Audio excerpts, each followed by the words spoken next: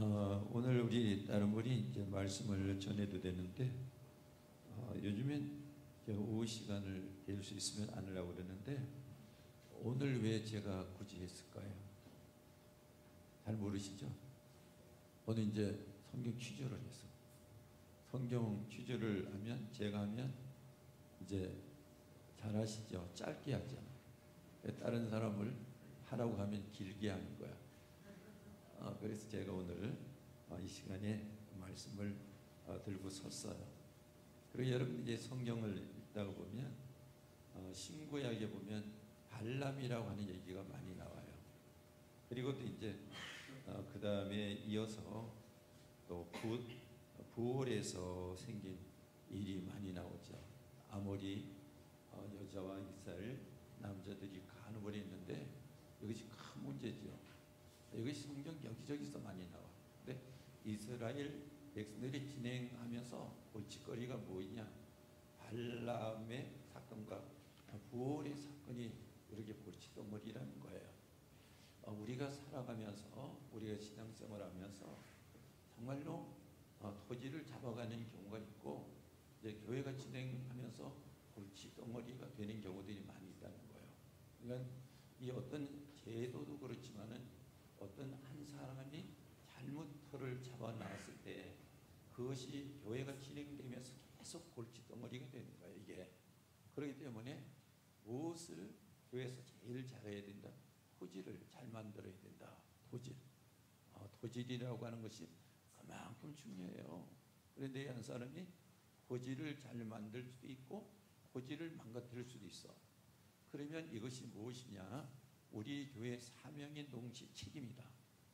그거 책임을 잊어버리면요, 그게 이기적인 거예요. 이런 것들을 우리가 보면서 분별이 중요해요. 첫째도, 둘째도, 셋째도 분별이 그렇게 중요해.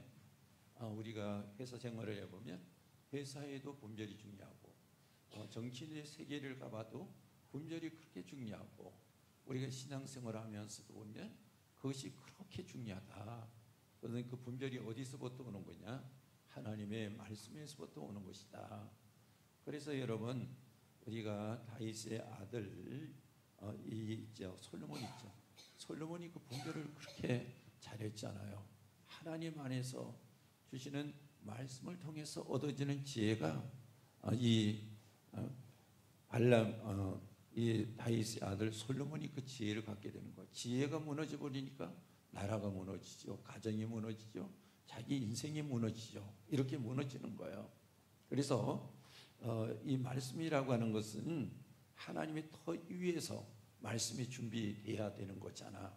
그러니까 여러분들이 성경을 보고 성경을 알아가는 지혜라고 하는 것은 엄청난 것이다 하는 거예요.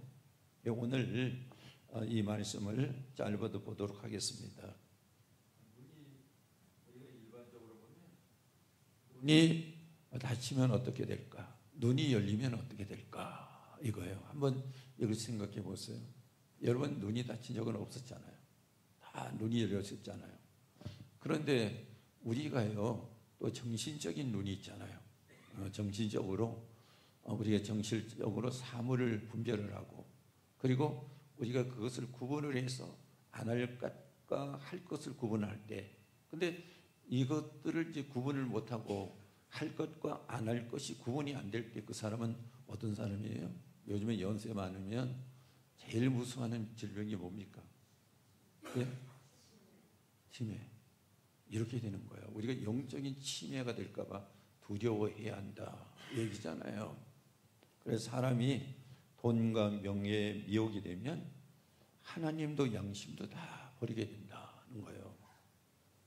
심지어는 짐승만도 못한 삶을 살아나가게 되죠.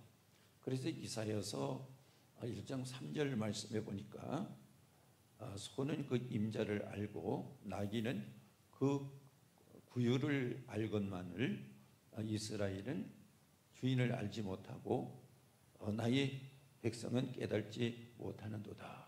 이렇게 누가 탄식을 했어요? 하나님이 탄식을 했어. 성도들은 하나님이 기뻐하는 성도들이 돼야 되잖아. 내 사랑하는 아들이요 내 기뻐하는 자라. 하나님이 이렇게 해야 되는데 하나님이 나를 보면서 탄식을 할 때 나는 하나님 안에서 어떤 모양의 사람일까? 그거죠. 자식을 부모가 탄식할 때 그 자녀는 참 앞에 미래가 없잖아요. 우리 하나님이 우리를 보고 탄식할 때 우리가 빨리 깨닫지 않으면 안 되는 거야. 하나님은 하나님의 백성이고 자녀라고 해서 우리를 깨우쳐 주려고 애를 쓰잖아요. 그래서 성령을 보내서 너희들이 알게 하고 깨우치게 하고 죄에 대해서 분별하게 하고, 그래서 요한복음 14장, 15장, 16장에 성령에 대해서 쫙 나오잖아요. 이런 것들을 보면서 또 17장, 요한복음 17장 말씀에는 중보 기도라고 대사장적 기도라고 해서 예수님께서 그 백성들을 위해서 기도하는 모습들이 나오지 않습니까? 이것이 하나님의 은혜 속에서 성경이 구성된 거란 말이에요. 이게 그 구성은 누구에게 주려고? 우리에게 주려고 하나님께서 말씀하신 거잖아요. 그래서 성경에 전체를 외워서 제목을 붙인다면 사랑이다. 하나님이 세상을 이처럼 사랑하셔서 독생자를 주셨으니 이는 저를 믿는 자마다 멸망치 않고 영생을 얻게 하려 하십니다. 하나님께서 이렇게 우리를 이끌고 가지 않습니까?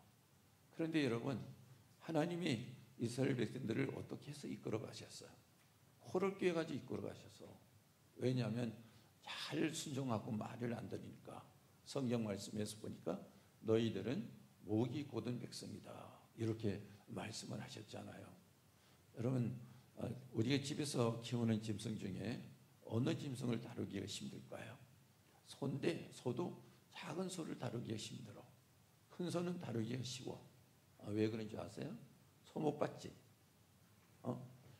대공원에 가니 소가 있던가? 없어요. 소가 큰 소는 끌고 가기 쉬운데 작은 소는 끌고 가기 힘들어. 왜냐하면 큰 소는 코를 꿰가지고 콧둘레를 뚫었잖아. 코만 움켜쥐면 아파서 끌려가는 거야. 근데 새끼는 안 뚫었잖아. 그러니까 이 소 새끼 망아지는 당할 사람이 없다. 3대가 되더라도 이 소 새끼 한 마리를 당할 수가 없다. 왜냐하면 코가 안 끼겠으니까. 성도들이 말을 안 들면 하나님 어떻게 하셔요? 코를 끼잖아. 그래가지고 하나님께서 끌고 가시지. 그래도 하나님께서는 사랑하니까 살리려고 하나님의 깊은 의미의 뜻이 고난 가운데도 있고 하나님의 은혜와 사랑 가운데도 있어. 이것을 이제 우리가 구분해서 발견하며 깨달아서 나가야 되는 것이지 않습니까? 그래서 잘못하면 뭐만도 못하다? 성경에 나온 것보다처럼 짐승만도 못하다. 머리 검은 짐승이 은혜 받은 하나님의 백성들이 짐승만도 못하다. 성경이 그렇게 나와 있잖아. 은혜를 그렇게 받았는데도 하나님 앞에 감사할 줄 모르고 하나님의 기쁨을 위해서 살아가지 못하고, 그러니까 하나님이 한탄을 하시는 거예요. 오죽하면 이 백성들이 이끌고 내가 언약한 가나안 땅으로 이끌어 드려야 되겠다. 그런데 참 얼마나 하나님도 힘들었으면 이 백성들 다 멸절해야 되겠다. 광야에서. 그러니까 모세가 하나님 앞에 그 언약을 붙잡고 기도하죠. 하나님께서 이 백성들을 가나안으로 이끌어 드린다고 하지 않았습니까? 만약에 이 백성들을 하나님께서 다 쳐버리면 사람들이, 이 세상에 있는 사람들을 하나님이 뭐라고 하겠습니까? 하나님 언약하신 대로 이 백성들을 용서하시고 이 백성들을 이끌어서 가나안으로 가게 하소서.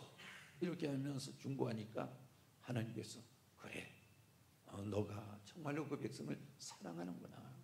그래, 너를 봐서 내가 용서하고 기회를 주겠다. 이렇게 말씀을 하시는 거예요. 그러면 여러분, 성도들, 나를 통해서 우리 내 가정에 정말로 처참하지만은 하나님이 기회를 주실까? 아니면 기회를 주실 내 가정에 나 때문에 하나님께서 기회를 그냥 몽땅 거둬가실까? 이런 것들을 우리가 보게 되지 않습니까? 소돔 고모라를 우리가 보면 알게 되잖아요. 아브라함을 봐서 롯의 가족들을 구원하려고 그랬는데, 그런데 롯의 가족들이 워낙 하나님의 은혜를 모르는 거예요. 그래서 하나님께서 이끌어내려고 해도 노세 사이들은 농담으로 여기고 또 하나님을 따라가지 않고 그곳에 마음을 두고 있어서 노세 아내는 돌아보다가 세상에 그냥 세상을 바라본 거 아니에요. 그곳에서 그냥 소금 기둥이 되어버리고 이런 모습들을 보면서, 그런데 잘못하면 10명만 있어도 소돔 고모라를 심판하지 않겠습니까? 그래. 근데 10명이 없었다는 거예요. 10명이. 우리가 이 시대적으로 보면 과연 10명이 있을까? 있겠죠. 그런데 우리의 생각은 이렇게 봐야 되는 거예요. 10명이 있든 100명이 있든 10,000명이 있든 과연 나를 볼 때 이 땅에 의인이 10명이 있을까? 그러면 누구를 통해서 백성을 살립니까? 의인을 통해서 살리잖아. 그럼 내가 행위가 의롭다고 하면 교만한 거야. 그게 아니고 나는 부족하지만 하나님이 은혜를 주셔서 하나님의 말씀을 그대로 믿고 순종합니다. 이것이 은혜잖아. 에녹이 믿음을 보시고 하나님이 죽음을 당하지 않도록 하나님께서 이끌어 내셨잖아요. 이런 것들을 우리가 보면서 하나님의 깊은 진리를 발견해야 되는 거죠. 오늘 발람은 어땠어? 이스라엘의 예언자 선지자예요. 그러면 하나님의 말씀을 따라서 분별을 하면서 예언을 해야 되잖아요. 그런데 이 사람은 눈이 어두웠어. 영적인 눈이 어두웠어. 그래서 이 이스라엘과 원수지간이 되어 있는 데가 모압이고, 모압은 죄에 빠져 있단 말이야. 그런데 모압 왕 발락이, 야, 우리나라에 와서 우리나라를 축복하면 내가 너를 많이 이 물질을 줄 테니까 와서 좀 축복 좀 해라. 이렇게 하니까 뭐가 이 발람의 마음을 붙잡았어요. 물질이 붙잡았잖아. 눈이 가려졌잖아요. 그래가지고 이제 모압 왕에게로 가요. 축복하러 가는데 자기가 타고 가는 나귀가 자꾸 못 가게 하잖아요. 안 가려고 그러잖아. 때리니까 왜 나를 때리냐? 내가 당신의 말을 지금까지 안 들은 적이 무엇이냐? 그래도 때리니까 이 옹벽에다가 암벽에다가 대고 발로 비비지 않습니까? 그래도 안 가겠다. 그래도 눈이 안 열린 거예요. 우리가 살아가면서 신앙이라고 하는 것을 잊어버리면 짐승이 우리를 짓눌러도 그것을 깨닫지를 못하는 거야. 이걸 보면서 깨닫는다고 하는 것은 눈이 열리는 것이다. 깨닫는 건 눈이 열리는 거예요. 눈이 열리지 않으면 안 되는 거예요. 왜 눈이 열리지 않습니까? 교만해서. 교만하면 눈이 닫혀요. 겸손하면 눈이 열리는 거예요. 그러니까 우리가 크면 클수록 그 사람이 겸손하면 그 사람은 점점 밝은 것을 볼 수가 있어. 그리고 구분을 할 수 있어. 계속 진행을 해 나갈 수가 있어.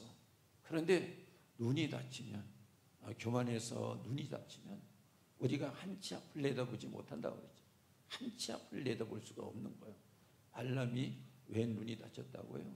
물질의 욕심 때문에 눈이 닫혀버리고 말아서 자기 고국을 배반하지. 하나님을 버린 거죠. 하나님의 백성들을 버리는 거죠. 모압을 축복을 하러 가고 있지 않습니까?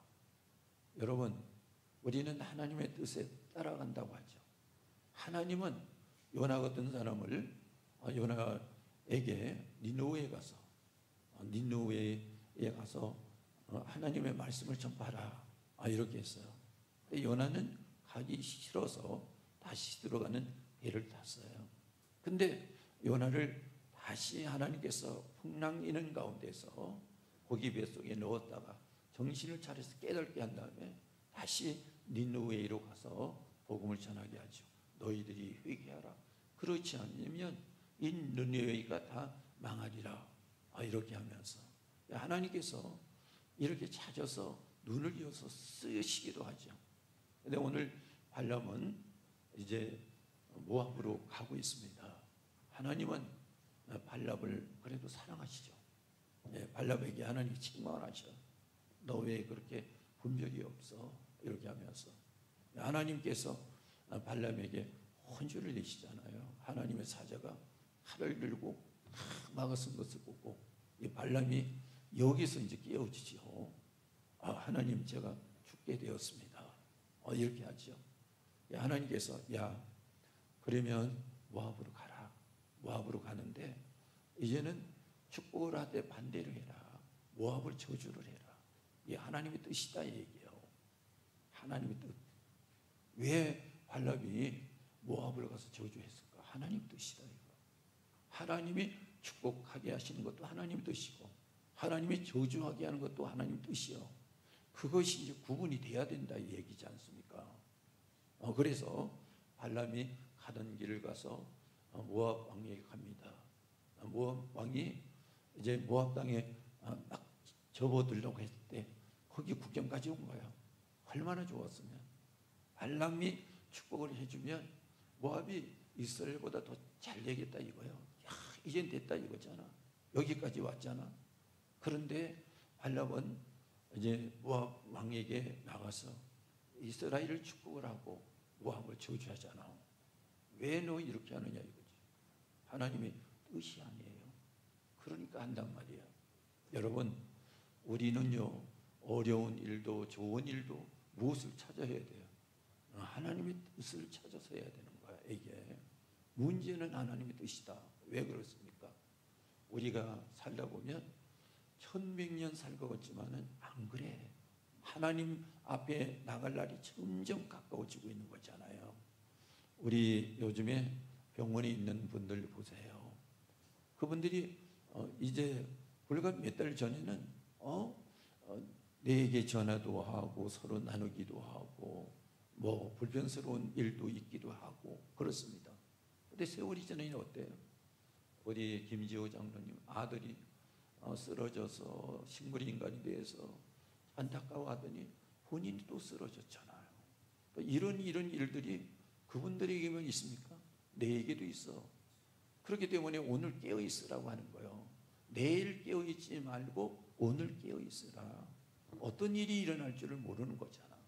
어떤 사람은 그래도 깨어서 영적인 눈이 밝아져서 하나님의 길을 찾아가는 사람이 있는데 어떤 사람은 영적인 눈이 열려지지 않아서 하나님을 찾아가지 못하는 사람이 있는 거다 이 얘기예요. 발람에게는 하나님이 정말로 아꼈지만 하나님이 기회를 주셨잖아요. 여러분, 하나님이 여러분들에게도 기회를 주시죠. 기회를 놓치면 안 된다. 우리가 회개할 기회도 있다. 우리가 예배할 기회도 있다. 우리가 헌신할 기회도 있다. 그 기회를 놓치지 말라 얘기해요. 발람을 하나님께서 한번 기회를 주셔서 눈을 열어주셔서 말씀이 들어가. 그러니까 그 기회를 살렸어. 그래서 발람이 이제 하나님 앞에서 정말로 책망 받았지만 버려지는 사람은 되지 않았어. 그런데 역사 이래에 계속 발람이라고 하는 부정적인 일들이 일어나지 않습니까? 여러분, 우리는 꼭 생각해야 돼요. 깨닫고 하나님을 찾아가고 또 우리가 덕을 세우자면 정말로 이 부정적인 것을 다 헐어버리고 이제 덕을 세워서 발람과 같은 역사 속에서 부정한 입지를 만들지 말아야 된다. 예수님은 우리의 이 부정적인 것을 해결하기 위해서 이사야서 53장 말씀처럼 십자가에서 우리 질고 죄악을 짊어지고 죽으셨잖아요. 그렇다면 그 주님을 귀하게 여기면서 내가 주님의 기쁨을 위해서 따라갈 때 부정적인 것이 사라지고 주님이 그 영광스러운 모습들이 엘리야나 모세에게 비쳤던 것처럼 주님이 주시는 은혜의 영광이 내게 비칠 때 내가 만들어 놓았던 부정적인 것이 사라지고 주님의 그 빛을 통해서 내가 정말로 영화로운 모습으로 앞으로 살아낼 수가 있는 거예요. 이 모습을 여러분 오늘 발견하셔야 되는 거죠. 이 은혜의 축복이 우리 성도 모두에게 임하시기를 주님의 이름으로 바랍니다. 우리 잠시